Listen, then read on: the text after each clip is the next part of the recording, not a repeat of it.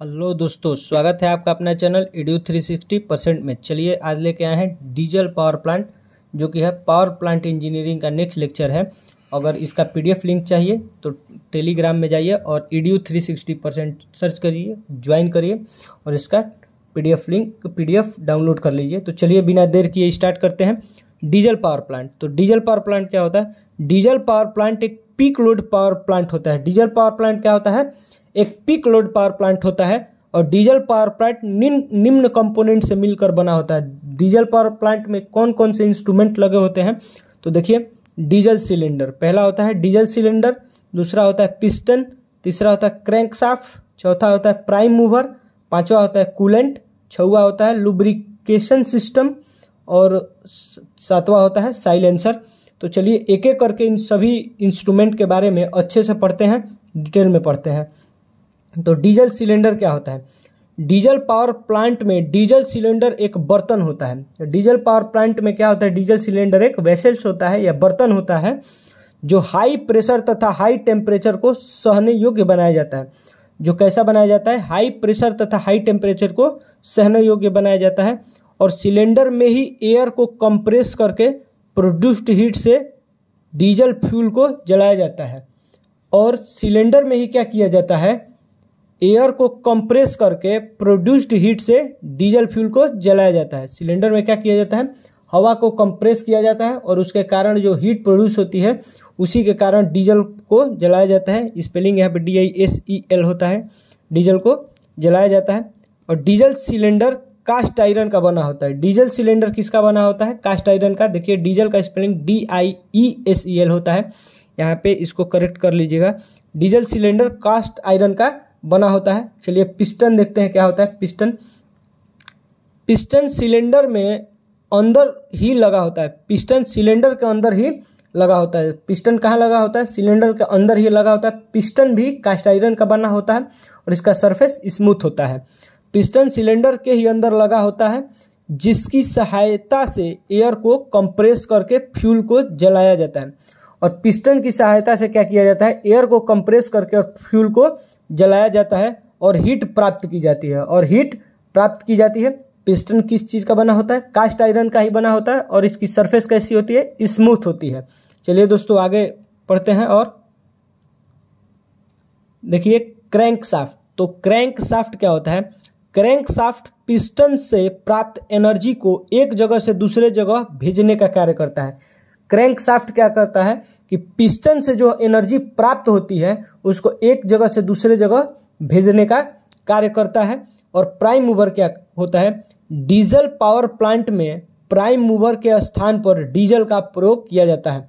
Diesel power plant में prime mover के स्थान पर, जैसे ऑयल, किसी भी जनरेटर को चलाने के लिए ऑयल की आवश्यकता पड़ती है तो उसी को प्राइम मूवर कहते हैं। लेकिन डीजल पावर प्लांट में प्राइम मूवर के स्थान पर डीजल का प्रयोग किया जाता है।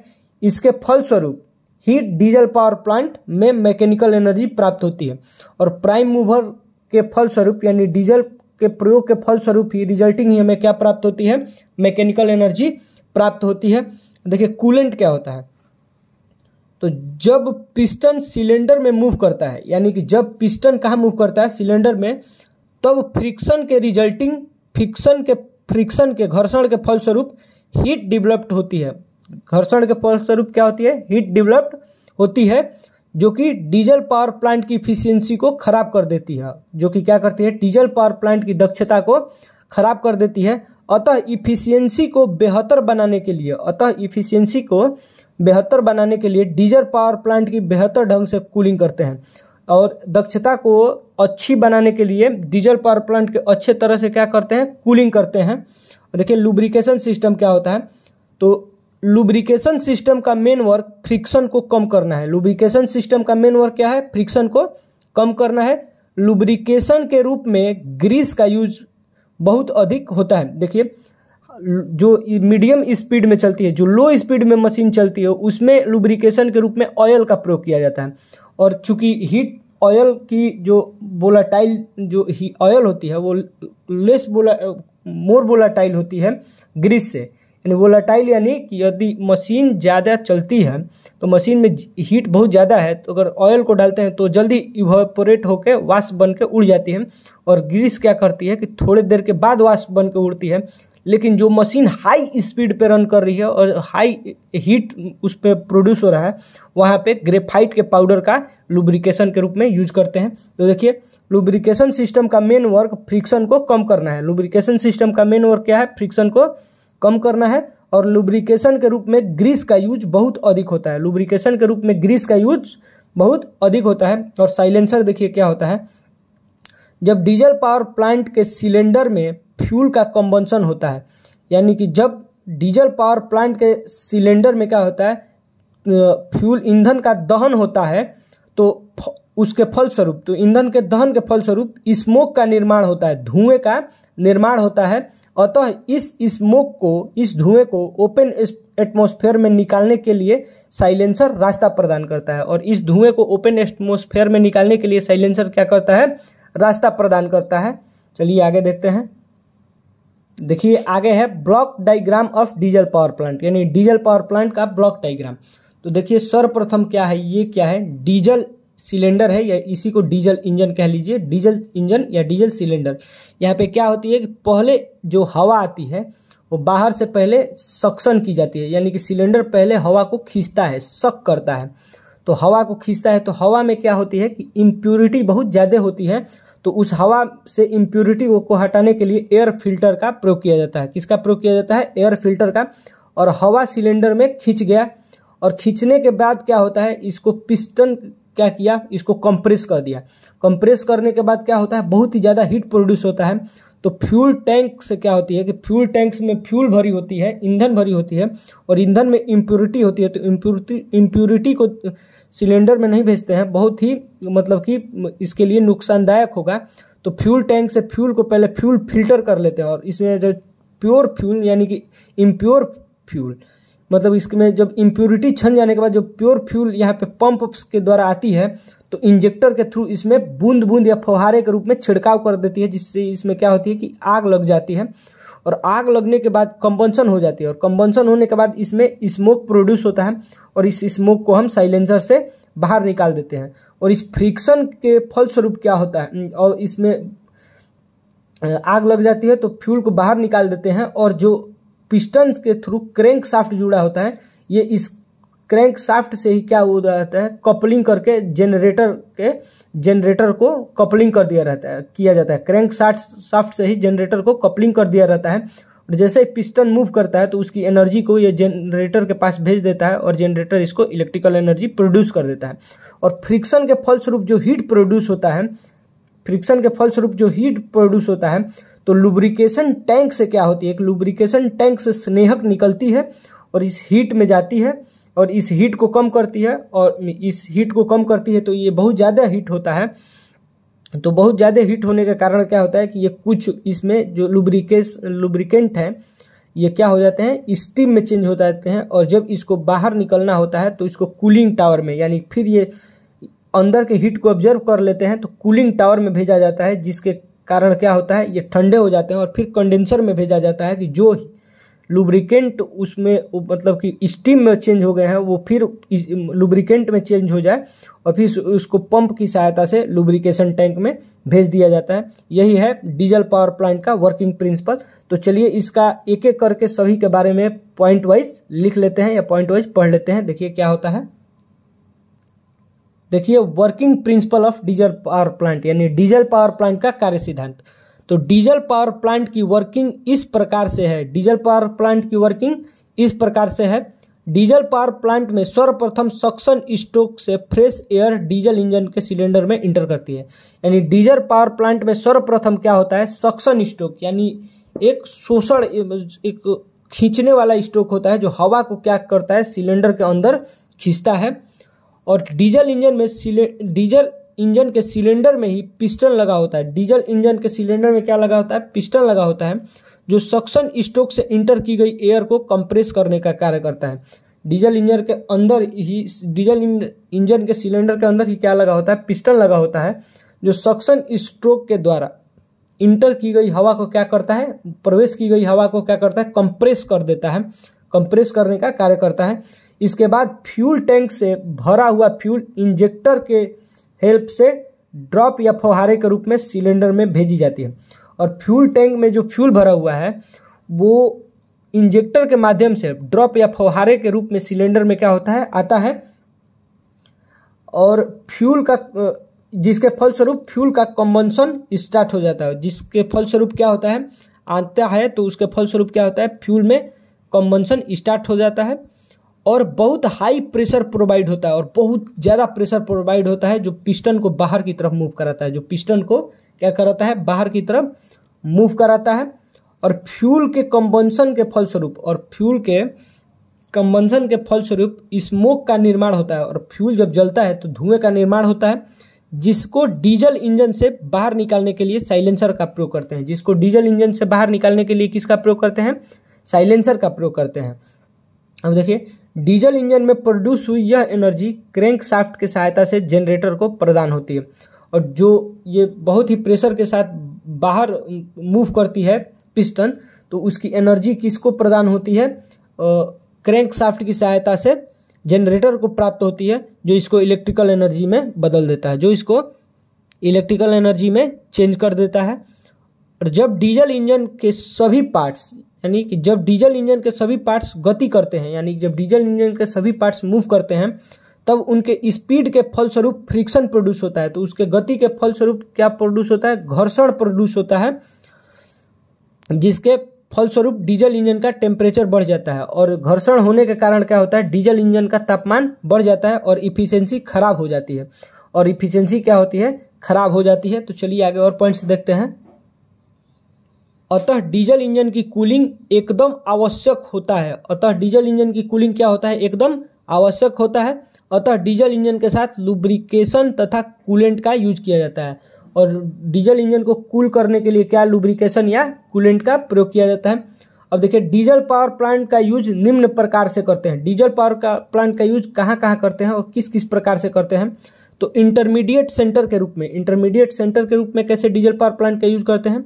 डीजल पावर प्लांट को इंटरमीडिएट यानी मध्यवर्ती केंद्र के रूप में तभी यूज करते हैं जहां प्लांट की इफिशियंसी कम हो, जहां प्लांट की दक्षता कम हो, वहां पे क्या करते हैं, डीजल पावर प्लांट की यूज करते हैं इंटरमीडिएट सेंटर के रूप में। और इमरजेंसी कंडीशन में डीजल पावर प्लांट का प्रयोग आवश्यकता पड़ने पर, डीजल पावर प्लांट का प्रयोग आवश्यकता पड़ने पर आंशिक लोड की सप्लाई के लिए जरूरी प्लांट के रूप में करते हैं, यानी पार्शियल लोड की सप्लाई के लिए जरूरी रूप में करते हैं, जरूरी प्लांट के रूप में करते हैं। जैसे कि हॉस्पिटल में आप गए हैं, लाइट एकदम से चली गई, तो वहाँ पे इमरजेंसी के लिए जनरेटर का या डीजल पावर प्लांट का यूज करते हैं। देखिए, पीक लोड पावर प्लांट के रूप में डीजल पावर प्लांट को पीक लोड पावर प्लांट की सप्लाई देने के लिए करते हैं। डीजल पावर प्लांट का प्रयोग पीक लोड की पावर प्लांट की सप्लाई देने के, पीक लोड के समय लोड की सप्लाई देने के लिए करते हैं। बेस लोड के लिए हाइड्रो पावर प्लांट का यूज करते हैं। और बेस लोड के लिए किसका यूज करते हैं, हाइड्रो पावर प्लांट का यूज करते हैं। स्मॉल स्केल इंडस्ट्री के लिए प्राइवेट प्लांट के रूप में, यानी कि छोटे छोटे इंडस्ट्री के लिए या प्राइवेट प्लांट के रूप में क्या करते हैं, डीजल पावर प्लांट का यूज करते हैं।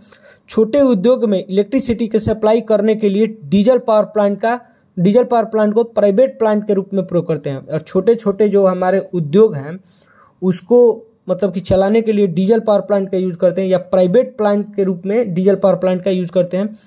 दूर बसी आबादी वाले क्षेत्रों को इलेक्ट्रिसिटी सप्लाई देने के लिए, यानी कि जो आबादी बहुत दूर बसी हो उसको विद्युत सप्लाई देने के लिए डीजल पावर प्लांट का यूज करते हैं। चलिए आगे देखते हैं। देखिए, जो अगला टॉपिक है वो है कि डीजल पावर प्लांट की अदर पावर प्लांट से तुलना, यानी डीजल पावर प्लांट की अदर पावर प्लांट से तुलना। High compression ratio, diesel power plant की कंप्रेशन रेशियो कैसा होता है, बहुत हाई होता है। डीजल पावर प्लांट का कंप्रेशन रेशियो उसी रेशियो वाले अदर पावर प्लांट के कंपैरिजन में अधिक होता है। डीजल पावर प्लांट का कंप्रेशन रेशियो क्या होता है, उसी पावर प्लांट के उसी रेटिंग वाले अदर पावर प्लांट के कंपैरिजन में अधिक होता है, जिससे फलस्वरूप डीजल इंजन के सिलेंडर में प्रोड्यूस पावर बहुत अधिक होती है। जिसके फलस्वरूप क्या होता है, डीजल पावर प्लांट के सिलेंडर में प्रोड्यूस पावर बहुत अधिक होती है। लॉन्ग लाइफ देखिए, डीजल पावर प्लांट की लाइफ अन्य पावर प्लांट के कंपैरिजन में अधिक होती है। डीजल पावर प्लांट की लाइफ अन्य पावर प्लांट के कंपैरिजन में कैसे होते हैं? अधिक होती है। और डीजल पावर प्लांट में आग से होने वाली दुर्घटना बहुत कम होती है। डीजल पावर प्लांट में आग से होने वाली दुर्घटना क्या होती है? बहुत कम होती है। अन्य इंजन की अपेक्षा 2 स्ट्रोक इंजन के लिए डीजल इंजन सबसे उपयुक्त होता है। और अन्य इंजन के रिस्पेक्ट में जो 2 स्ट्रोक इंजन के लिए जो डीजल इंजन है सबसे अच्छा होता है, हाई इफिशियंसी। समान रेशियो के अन्य पावर प्लांट की कंपैरिजन में, यानी कि समान रेटिंग के अन्य पावर प्लांट की कंपैरिजन में डीजल पावर प्लांट का इफिशियंसी हाई होता है। यानी कि एक सेम रेटिंग का पावर प्लांट थर्मल है और सेम रेटिंग का power plant diesel power plant है, तो उसकी रेटिंग क्या होती है? डीजल पावर प्लांट की थर्मल पावर प्लांट के कंपैरिजन में अधिक होती है। और लो इनिशियल कास्ट, यानी डीजल इंजन का प्रारंभिक लागत कम होता है। और डीजल इंजन का प्रारंभिक लागत क्या होता है? कम होता है। चलिए दोस्तों आगे देखते हैं कुछ और पॉइंट्स। देखिए आगे है कि डीजल पावर प्लांट की दक्षता या इफिशियंसी से रिलेटेड कुछ शब्दावली या टर्मिनोलॉजी। तो देखिए आईएचपी क्या होता है? Indicating horse power. आईएचपी क्या होता है? Indicating horse power. तो डीजल इंजन के सिलेंडर में फ्यूल कंबंशन के फलस्वरूप प्रोड्यूस टोटल पावर को इंडिकेटिंग हॉर्स पावर कहते हैं।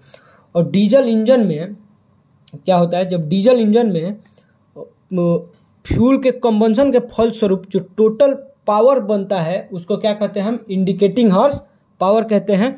और इंडिकेटिंग हॉर्स पावर का फार्मूला होता है NPM लंक बाई 60 वाट। इसको ऐसे नॉर्मली याद कर लीजिएगा, indicating horse power equal to NPM लंक बटा 60 वाट। इसको N क्या है? सिलेंडर की संख्या है, PM क्या है? प्रेशर है बार में, और L क्या है? स्ट्रोक लेंथ है, A क्या है? एरिया ऑफ पिस्टन है, N क्या है? स्पीड है, और K क्या है? कांस्टेंट है। और value of K for 4 stroke 1/2, और K का वैल्यू 4 स्ट्रोक के लिए 1/2 और 2 स्ट्रोक के लिए 1 होता है। K का वैल्यू मतलब कि 4 स्ट्रोक के लिए 1/2 होता है और 2 स्ट्रोक के लिए 1 होता है। और N क्या होता है? सिलेंडर की संख्या, PM क्या होती है? प्रेशर, L क्या होती है? स्ट्रोक लेंथ, A क्या होता है? एरिया ऑफ पिस्टन, N क्या होता है? स्पीड, और K क्या होता है? कांस्टेंट होता है। और K का वैल्यू 4 स्ट्रोक के लिए 1/2 और 2 स्ट्रोक के लिए 1 होता है। चलिए दोस्तों आगे देखते हैं। देखिए अगला पॉइंट है braking horse power. Braking horse power क्या होता है? डीजल इंजन के सिलेंडर में शाफ्ट के थ्रू जो पावर आउटपुट के रूप में प्राप्त होता है उसे ब्रेकिंग हॉर्स पावर कहते हैं। ब्रेकिंग हॉर्स पावर किसे कहते हैं? तो डीजल इंजन में जो डीजल इंजन के सिलेंडर में जितनी बनी हुई है एनर्जी उसे इंडिकेटिंग हॉर्स पावर कहते हैं। और जो एनर्जी शाफ्ट के माध्यम से पावर आउटपुट के रूप में प्राप्त होता है उसे ब्रेकिंग हॉर्स पावर कहते हैं। और ब्रेकिंग हॉर्स पावर का फॉर्मूला होता है 2πn tau by 60 into 1000 kilowatt. 2πn tau by 60 into 1000 kilowatt. और वेयर जहाँ पे टाउ 2π क्या है? कांस्टेंट है, टाउ क्या है? टार्क है, और N क्या है? स्पीड इन RPM है। N क्या है? स्पीड इन RPM है। और देखिए आगे जो है वह friction horse power. Friction horse power क्या होता है? इंडिकेटिंग हॉर्स पावर, यानी कि जो डीजल के इंजन में जो इतना पावर बना हुआ है और जितना पावर शाफ्ट में जितना पावर हमें आउटपुट में मिला हुआ है, अगर उसको टोटल पावर में से घटा देते हैं तो जो पावर हमारा होता है वो होता है फ्रिक्शन हॉर्स पावर, जो कि घर्षण के कारण लॉस होती है पावर, वो होती है। तो देखिए टोटल प्रोड्यूस पावर तथा शाफ्ट पे उपलब्ध पावर के अंतर के फलस्वरूप ही फ्रिक्शन पावर प्राप्त होती है। क्या होती है? फ्रिक्शन पावर प्राप्त होती है। तो चलिए अब थर्मल इफिशियंसी देख लेते हैं। थर्मल इफिशियंसी 2 प्रकार की होती है। थर्मल इफिशियंसी कितने प्रकार की होती है? 2 प्रकार की होती है। पहला इंडिकेटेड थर्मल इफिशियंसी और दूसरा होता है ब्रेकिंग थर्मल इफिशियंसी। पहला होता है इंडिकेटेड थर्मल इफिशियंसी और दूसरा होता है ब्रेकिंग थर्मल इफिशियंसी। चलिए दोस्तों इसके बारे में पढ़ते हैं। देखिए तो इंडिकेटिंग थर्मल इफिशियंसी क्या होता है? तो इंडिकेटेड हॉर्स पावर प्रोड्यूस करने के दौरान प्लांट की जो भी इफिशियंसी होती है उसे इंडिकेटिंग थर्मल इफिशियंसी कहते हैं। यानी इंडिकेटेड हॉर्स पावर प्रोड्यूस करने के दौरान, यानी इंडिकेटेड हॉर्स पावर जब हम प्रोड्यूस करते हैं तो प्लांट की उस समय जो प्लांट की जो भी इफिशियंसी होती है उसे हम क्या कहते हैं, thermal efficiency, indicated thermal efficiency कहते हैं। और इंडिकेटेड थर्मल इफिशियंसी का फार्मूला होता है ब्रेकिंग हार्स पावर इंटू 4500 बटा डब्ल्यू क्यू जे, डब्ल्यू इंटू क्यू इंटू जे। वहाँ पे डब्ल्यू क्या होता है, वेट ऑफ फ्यूल, क्यू क्या होता है, टेम्परेचर ऑफ फ्यूल, और जे क्या होता है, कांस्टेंट होता है जिसका वैल्यू होता है 426.7 किलो पर कैलोरी। देखिए ब्रेकिंग थर्मल इफिशियंसी क्या होती है, तो शाफ्ट पर आउटपुट पावर मिलने के दौरान, शाफ्ट पे आउटपुट पावर मिलने के दौरान प्लांट पर जो भी इफिशियंसी होती है उसे ब्रेकिंग थर्मल इफिशियंसी कहते हैं, उसे ब्रेकिंग थर्मल इफिशियंसी कहते हैं। और इसका भी formula same indicating thermal efficiency के जैसा होता है। तो चलिए दोस्तों, मिलते हैं अगले वीडियो में। बहुत बहुत